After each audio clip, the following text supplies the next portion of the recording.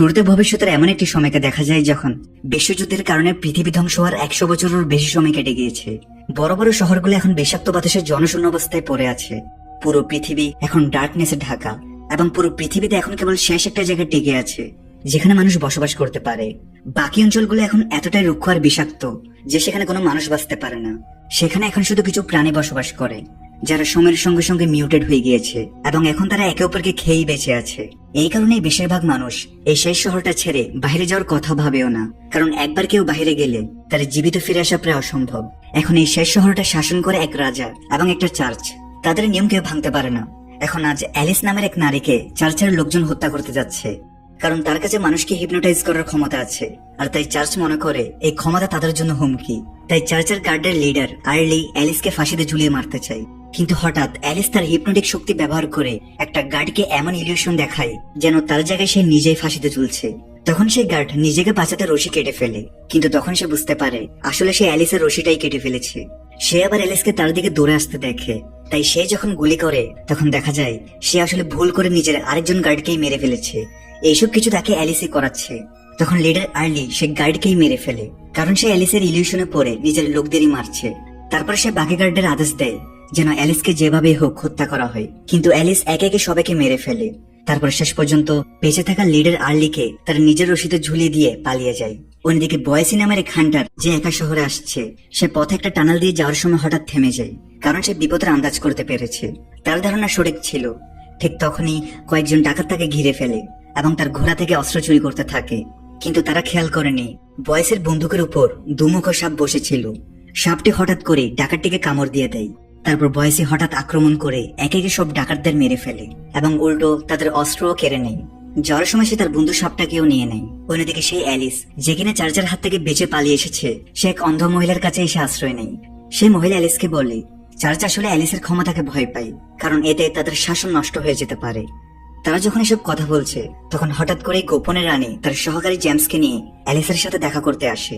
সে তার গার্ডের বাইরে যেতে বলে এবং একান্তে অ্যালিসকে জানায় যে সে নিজেও চার্চের সিদ্ধান্তে খুশি নয়, যারা তাকে মারতে চেয়েছে। কিন্তু সে তার স্বামী কিং এর বিরুদ্ধে কিছু করতে পারবে না। না হয় সে নিজেও আসলে চার্চকে ধ্বংস করতে চায়, কিন্তু স্বামীর কারণে কিছু করতে পারছে না। এখন রানী অ্যালিসকে তার জন্য একটা মিশনে যেতে বলে, যে কিভাবে তারা এখানের সেফ জোন থেকে অনেক দূর একটা স্কাল রিভার নামের জায়গায় ক্রিয়েচারের সন্ধান পেয়েছে, যেখানে ক্রমাগত তাদের গার্ডের হত্যা করছে। তো অ্যালিসকে সেখানে গিয়ে 6 দিনের মধ্যেই সে প্রাণীটাকে হত্যা করতে হবে। তারপর রানী নিজে ক্ষমতা দখল করে চার্চের শাসন শেষ করবে। যেহেতু রানীর পাঠানো অন্যান্য গার্ডরাও তাকে মারতে পারেনি, তাই সে এখন অ্যালিসের কাছে সাহায্য চাইতে এসেছে, কারণ বাহিরের এই ভয়ঙ্কর জগৎ কেউ এত সহজে পার হতে পারে না। তাই এখন অ্যালিসকে এই ভয়ঙ্কর পথ পাড়ে দিয়ে সে প্রাণীকে মারতে হবে। আর অ্যালিসের জীবন তো এখানেই বেশ ঝুঁকিতে আছে, তাই সে রানীর মিশনে যেতে রাজি হয়, কারণ সে এতে সফল হলে চার্চের রাজত্ব শেষ হয়ে যাবে এবং সেও এই শহরে বাস করতে পারবে। এই মিশনের জন্য অ্যালিস রানীর কাছ থেকে বড় অঙ্কের অর্থ নেয়, কারণ সে একা এই বিপজ্জনক জগতে টিকে থাকতে পারবে না। তাকে তার সাথে একজন দক্ষ বাউন্টি হান্টারকে হায়ার করতে হবে, যে তাকে নিরাপত্তা দিতে পারবে। যদিও যাওয়ার সময় রানীর সহকারী জেমস চুপিসারে অ্যালিসকে সতর্ক করে দেয় যে কে জানে রানী আদৌ কি সেই শক্তি সামলাতে পারবে।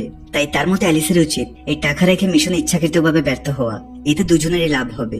জেমস তাকে বোঝাতে নিজের তরফ থেকে একটা দামি ঘড়ি উপহার দেয়। এদিকে রানী, যে কিনা গোপনে অ্যালিসের সঙ্গে দেখা করে এসেছে, সেই ফিরে এসে তার বৃদ্ধ স্বামী রাজাকে দেখে, যে এখন এতটাই বুড়ো হয়ে গেছে যে সে মৃত্যুর দ্বার প্রান্তে।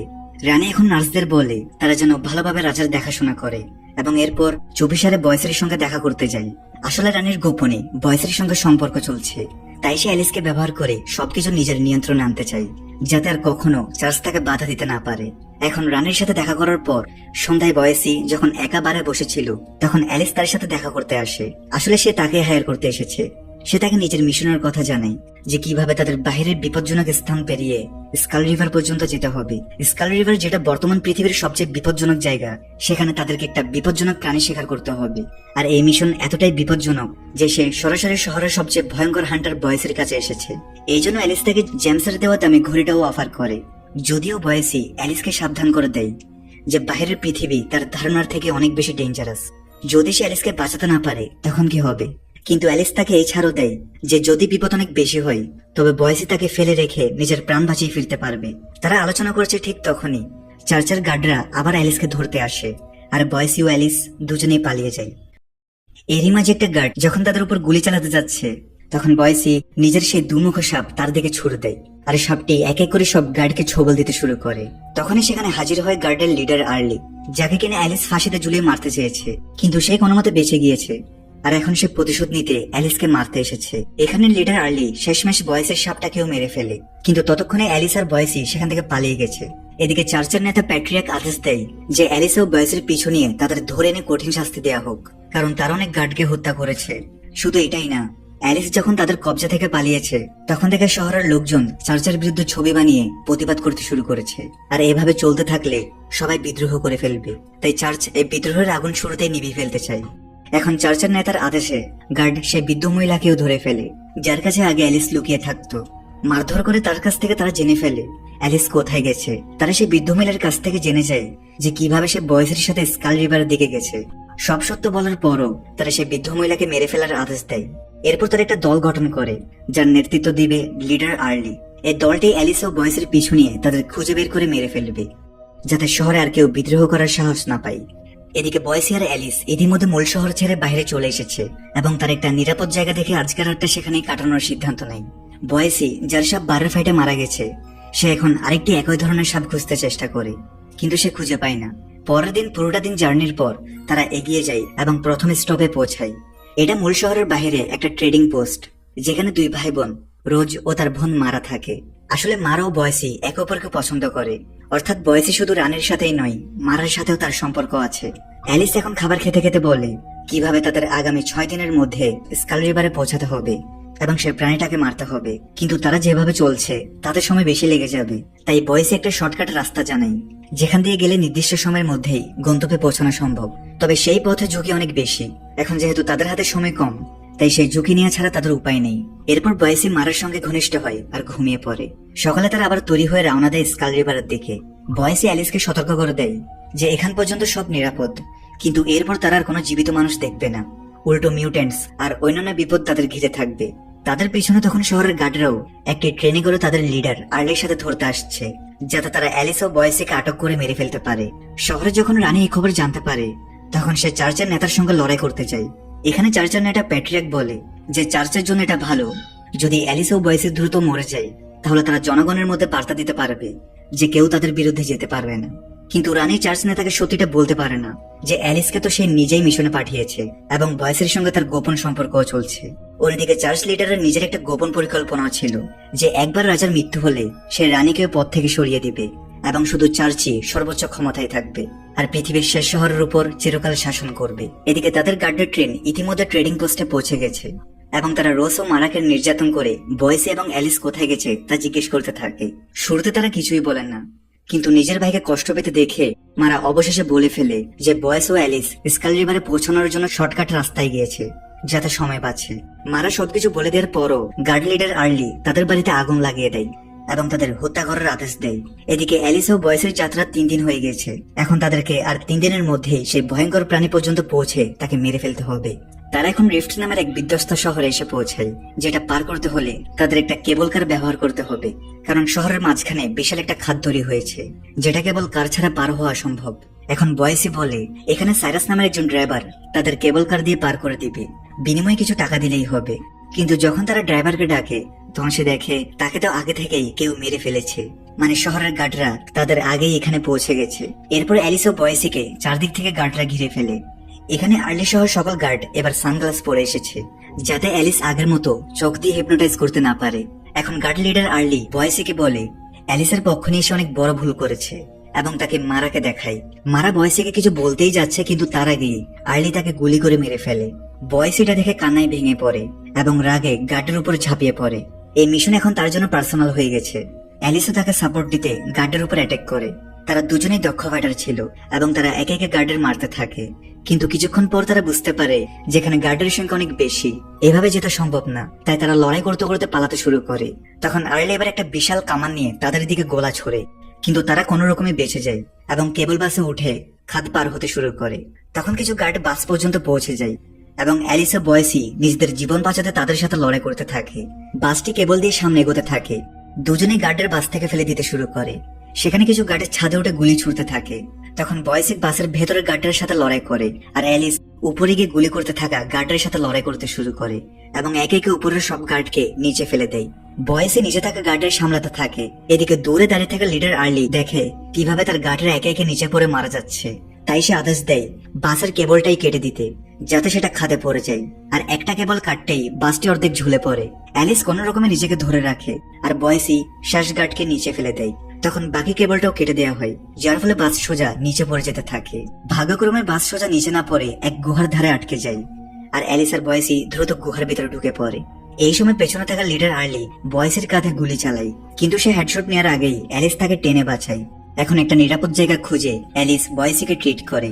সে বয়েসের গুলি বের করে তার ক্ষত সেলাই করে দেয়। সে এখন সেফ, কিন্তু মারার মৃত্যু দেখে বয়েসি প্রতিজ্ঞা করে সে চার্চের গার্ডের জীবিত ছাড়বে না।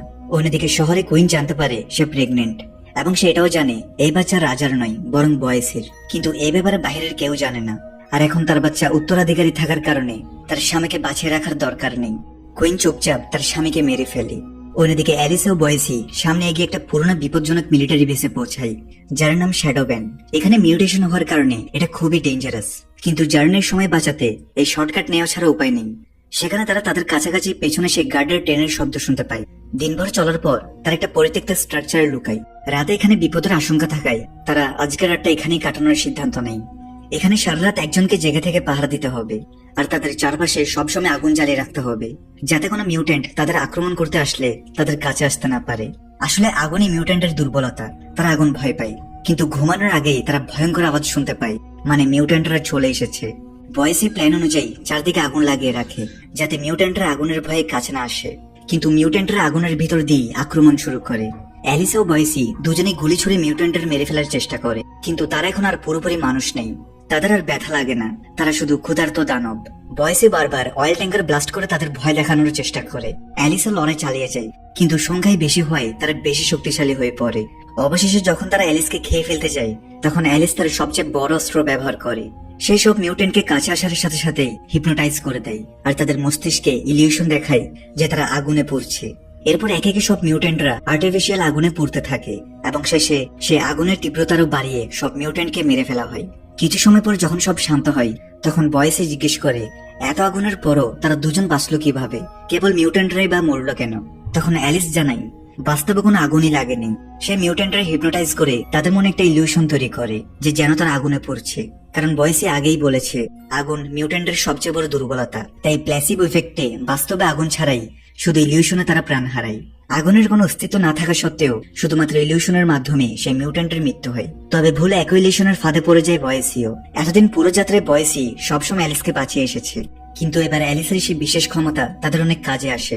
এখন তারা সেই স্কাল রিভারের একদম কাছাকাছি পৌঁছে গেছে, যেখানে তারা একদিন হাঁটলেই তারা তাদের গন্তব্যে পৌঁছে যাবে। অন্যদিকে শহরের রাজা মারা যাওয়ার পর ঘোষণা করা হয় যে রানীর গর্ভে যে সন্তান আছে সেই হবে এই শহরের নতুন রাজা। তবে চার্চের নেতাদের খুশি হয়নি। সে তার বাকি গার্ডের কাছে বার্তা পাঠায় যেভাবেই হোক অ্যালিস আর বয়েসিকে মেরে ফেলতেই হবে।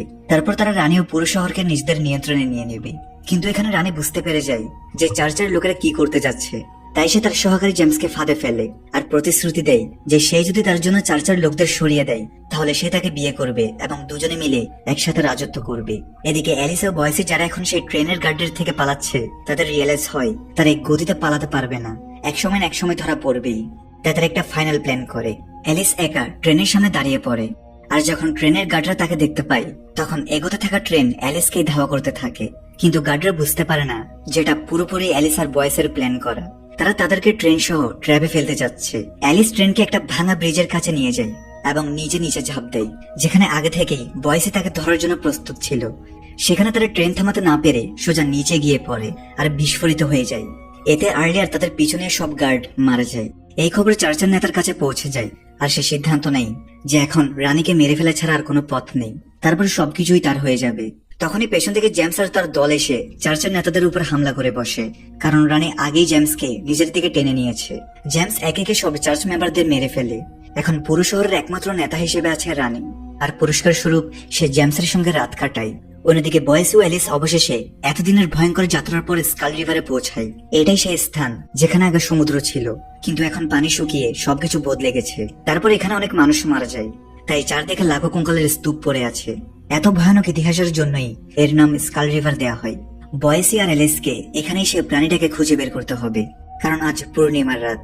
এবং রানীও আজ রাত পর্যন্ত সময় দিয়েছে।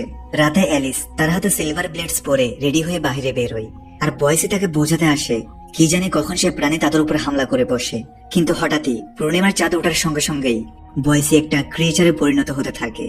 আর এখানেই ঘটে সবচেয়ে বড় টুইস্ট। বয়সী আসলে সেই উলফ যে এখানে পূর্ণিমায় রূপান্তরিত হয়ে মানুষদের হত্যা করে। এ ব্যাপারে যদিও বয়সী নিজে কিছু জানে না, কিন্তু অ্যালিস শুরু থেকেই জানতো, তাই তো সে তাকে তার সাথে আসতে বলেছে। কিন্তু ফুল মুন ছাড়া সে তাকে মারতে পারবে না। এখন বয়সী উলফে রূপান্তরিত হতেই অ্যালিস তাকে সিলভার ব্লেড দিয়ে আক্রমণ করে। যদিও বয়সী তার চেয়ে অনেক শক্তিশালী, তবে অ্যালিস আগে থেকে প্রস্তুত ছিল। সে আবার ইলিউশন দেখিয়ে নিচ থেকে ব্লেড দিয়ে তাকে আক্রমণ করে। সে আগেই বয়সীকে মিউটেন্টের সাথে টেস্ট করে নিয়েছে যে কিভাবে সে তাকে তার ইলিউশন দেখিয়ে হিপনোটাইজ করতে পারে। এখন অ্যালিস তার পাওয়ার ব্যবহার করে বয়সীকে অজ্ঞান করে ফেলে। কিছুক্ষণ পর যখন বয়সী মানুষ রূপে ফিরে আসে তখন সে মারাত্মক আহত ছিল।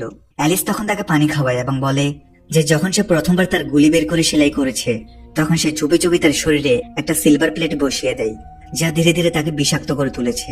এভাবেই সে এখানে পৌঁছাতে পৌঁছাতে দুর্বল হয়ে পড়েছে, যাতে অ্যালিস তাকে হারাতে সক্ষম হতে পারে। সে সবকিছু শুরু থেকে প্ল্যান করে রেখেছে। যদিও অ্যালিস তার কাছে ক্ষমা চায়, কারণ বয়সী এতদিন তাকে বাঁচিয়েছে এবং এখন অ্যালিস তাকে পছন্দ করতে শুরু করেছে। কিন্তু কিছু করার নেই, চাঁদ উঠলে সে আবার ওয়ারউলফে রূপান্তরিত হবে, তাই তাকে মেরে ফেলতেই হবে। এবং কিছুক্ষণ পর অবশেষে চাঁদ ওঠে, আর অ্যালিস রানীকে দেওয়া প্রতিশ্রুতি পূর্ণ করে। সে ওয়ারউলফ বয়সীকে মেরে ফেলে এবং তার শরীর থেকে সেই অংশটি বের করে নেয়, যা রানীকে শক্তি দিবে। তারপরে সে বয়সীকে কবর দিয়ে শহরে ফিরে আসে, যেখানে তার নামে মানুষ বিদ্রোহ করতে শুরু করেছে। সেখানে অ্যালিস সেই ওয়ারউলফের অংশটি রানীকে দিয়ে বলে তার কাজ শেষ। কিন্তু যখন রানী জানতে পারে সেই ক্রিয়েচার আসলে বয়সী, যাকে সে ভালোবাসে এবং যে আসলে তার অনাগত সন্তানের পিতা, তখন সে ভেঙে পড়ে। জেমস যে এতদিন ভেবেছে রানী তাকে ভালোবাসে, সে সত্যিটা জেনে রাগ করে বলে তাকে শুধু নিজের স্বার্থ আদায়ের জন্য ব্যবহার করা হয়েছে। কিন্তু সেই কিছু করার আগেই বয়সের মৃত্যুতে শোকাহত রানী নিজেই রেগে গিয়ে তাকে মেরে ফেলে। এদিকে শহরের লোকদের বিদ্রোহ একদম চূড়ান্ত পর্যায়ে পৌঁছে গেছে। চার্চ ধ্বংস হওয়ার পর আদিশক্তি আগেই ধ্বংস হয়ে গেছে, আর এখন তারা রানীর গার্ডদেরও পরাজিত করে সবাই স্বাধীন হয়ে যায়, আর রানী নিজেকেই শেষ করে দেয়। শহরে গণতন্ত্র ফিরে এসেছে। এদিকে দেখা যায় বয়সী পুরোপুরি মারা যায়নি। সূর্যের আলোতে ওয়ারউলফের চামড়াটা জ্বলে যায়। আসলে অ্যালিস শুধু তার ওয়ারউলফ রূপটাই ধ্বংস করেছে। রানী অ্যালিসকে বলেছিল ওয়ারউলফের গায়ে একটা চামড়া আছে, যেটা সে রানীর কাছে আনলে রানী সেই শক্তি পেয়ে যাবে। তবে রানী যখন জানতে পারে ওয়ারউলফ বয়সী, তখন সে চামড়াটা গায়ে জড়ায় না। বয়সী শহরে ফিরে আসে, যেখানে অ্যালিস নিজের অফিসে বসে সবার সমস্যা সমাধান করছে। বয়সী অ্যালিসের অফিসে তার সাথে দেখা করে। তারা এখন একে অপরকে অনেক ভালোবাসে, আর এখন থেকে তারা একসাথেই থাকবে। সেই চামড়াটাকেও ধ্বংস করে দেওয়া হয়। আর এই হ্যাপি এন্ডিং এর সাথে মুভিটি এখানেই শেষ হয়।